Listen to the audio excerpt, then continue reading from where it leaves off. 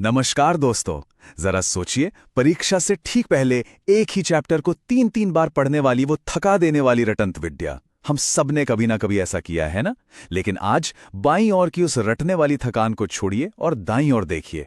एक बार पढ़ना, उसे जोर से समझाना और बस अपनी कमियों को सुधारना, ये एक बेहद सटीक, सक्रिय और समय बचाने वाला तरीका है जो ज्ञान को हमेशा के लिए दिमाग में बैठा देता है। आज के इस विश्लेषण में हम बात कर रहे हैं फाइनमैन तकनीक की। इसे सिखाकर सीखना भी कहते हैं। ये एक ऐसा कमाल का तरीका है जो हमारी उस नकली समझ के भ्रम को पूरी तरह से तोड़ देता है। तो चलिए बिना किसी देरी के इसमें गोता लगाते हैं और देखते हैं कि ये पढ़ाई करने के तरीके को कैसे हमेशा के लिए बदल सकता है। आगे बढ़ने से पहले जल्दी से आज की रूपरेखा देख लेते हैं। हम 6 प्रमुख बातों पर चर्चा करेंगे। पहला, समझ का भ्रम। दूसरा, फाइनमैन तकनीक की असल परिभाषा। तीसरा, महारत हासिल करने के 4 कदम। चौथा, सिखाने के पीछे का विज्ञान। पांचवा, कुछ सामान्य गलतियों से बचना। और अंत में एक बेहतरीन परीक्षा रणनीति। तो चलिए शुरू करते हैं हमारे पहले भाग से, समझ का भ्रम। अक्सर पढ़ते समय एक बहुत ही आम सी उलझन का सामना करना पड़ता है। कोई चैप्टर पढ़ते हुए लगता है कि अरे वाह, ये तो पूरा समझ आ गया। अंदर से एकदम कॉन्फिडेंस आ जाता है। लेकिन जैसे ही परीक्षा हॉल में बैठते हैं, दिमाग एकदम सुन्न पड़ जाता है। ऐसा इसलिए होता है क्योंकि नकली समझ और असली समझ में जमीन आसमान का फर्क है। किसी चीज को बस निष्क्रिय होकर पढ़ने से एक झूठी तसल्ली मिल जाती है, लेकिन जरा उसी चीज को बिना किताब देखे जोर से समझाने की कोशिश कीजिए, कमियां तुरंत सामने आ जाएंगी। और सच मानिए, यही वो पल है जब हमारा दिमाग असली समझ की ओर बढ़ता है। अब आते हैं दूसरे भाग पर, फाइनमैन तकनीक की परिभाषा।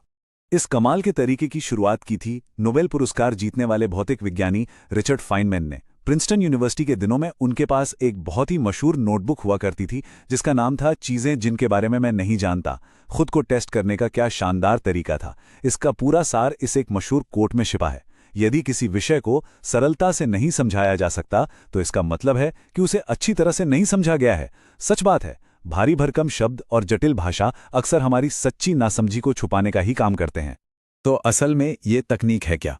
सीधे शब्दों में कहें तो फाइनमैन तकनीक किसी भी कॉन्सेप्ट को इतने सरल शब्दों में समझाकर गहराई से सीखने का एक तरीका है, मानो किसी और को वो चीज पढ़ा रहे हों। स्रोतों से एक बहुत ही बढ़िया उदाहरण मिलता है। किसी भी टॉपिक में मास्टर बनने के लिए बस ये कल्पना करनी है कि इसे किसी छोटे छात्र या 12 साल के बच्चे को समझाना है। अगर एक 12 साल का बच्चा उस बात को समझ सकता है तो समझ लीजिए कि वो कॉन्सेप्ट एकदम क्लियर है। अब बढ़ते हैं तीसरे भाग की तरफ, महारत हासिल करने के 4 कदम। सिद्धांत तो हो गया, अब देखते हैं इसे असल जिंदगी में कैसे उतारें।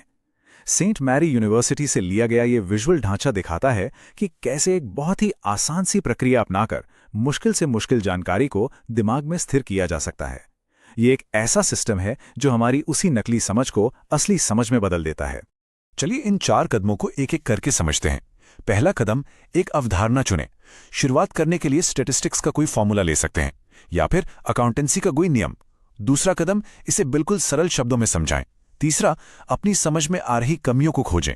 और चौथा कदम, वापस अपनी किताब या स्रोत पर जाएं, उसे फिर से सीखें और अपनी व्याख्या को और भी ज्यादा आसान बनाएं। यहां इस तीसरे कदम पर थोड़ा विशेष ध्यान देना जरूरी है, ज्ञान की कमियां खोजना। जब कोई चीज समझा रहे हो और अचानक अटक जाएं, तो बस उसी पॉइंट को पकड़ना है।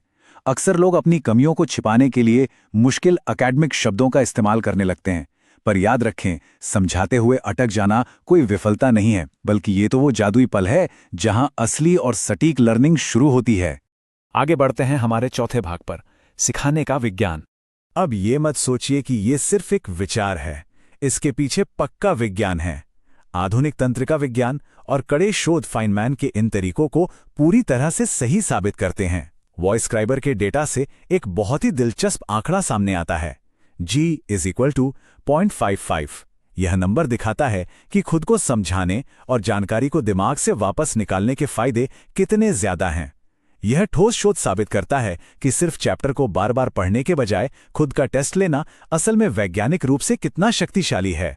सीखने के इस विज्ञान को थोड़ा और गहराई से देखने पर पता चलता है कि खुद को समझाने से मस्तिष्क में दीर्घकालिक स्मृति यानी लॉन्ग टर्म मेमोरी का निर्माण होता है। रिसर्च ये भी बताती है कि जब ये सोचकर पढ़ा जाता है कि बाद में ये टॉपिक किसी और को पढ़ाना है, तो सीखने की क्षमता गजब की बढ़ जाती है। और हाँ, इससे परीक्षा से ठीक पहले वाला रिवीजन बहुत तेज और मजबूत हो जाता है। अब आते हैं 5वें भाग पर, सामान्य गलतियों से बचना। देखिए, हर नई तकनीक की तरह इसके भी कुछ फायदे और नुकसान हैं जिनका सामना करना ही पड़ता है। इसके फायदे तो कमाल के हैं, जैसे विषय की गहरी समझ होना, याददाश्त मजबूत होना और परीक्षा में बेहतर उत्तर लिख पाना। लेकिन शुरुआत में इसके कुछ नुकसान या कहें तो रुकावटें भी महसूस हो सकती हैं। जैसे निष्क्रिय होकर पढ़ने की तुलना में इसमें दिमाग थोड़ा ज्यादा खपाना पड़ता है और शुरू में ये तरीका काफी धीमा भी लग सकता है।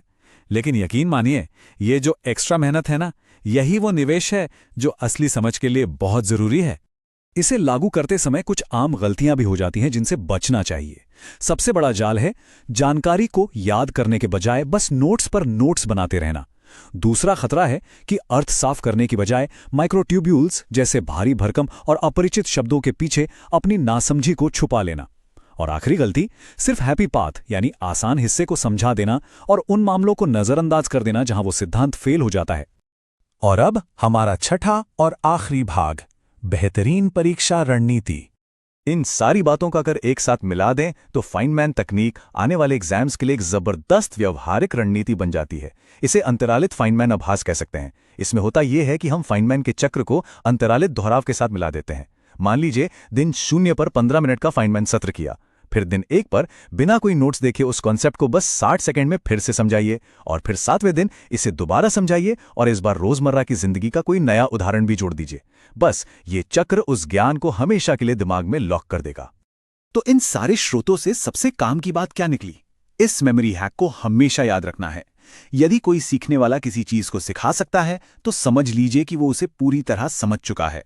सिर्फ अध्ययन मत कीजिए, उसमें महारत हासिल करने के लिए उस कॉन्सेप्ट को सिखाइए। सच में सक्रिय रूप से खुद को या किसी और को सिखाना ही पढ़ाई का सबसे बेहतरीन और असरदार तरीका है। आज के इस विश्लेषण को खत्म करते हुए एक बहुत ही दिलचस्प सवाल है जिस पर हम सब विचार कर सकते हैं। आज हम किसी 12 साल के बच्चे को कौन सा जटिल विषय सिखाने की कोशिश करेंगे? उम्मीद है कि आज की ये चर्चा हम सबको इस शानदार तकनीक को अपनी अगली अध्ययन सामग्री पर तुरंत लागू करने के लिए प्रेरित करेगी। सीखने के इस सफर में साथ जुड़ने के लिए बहुत बहुत धन्यवाद।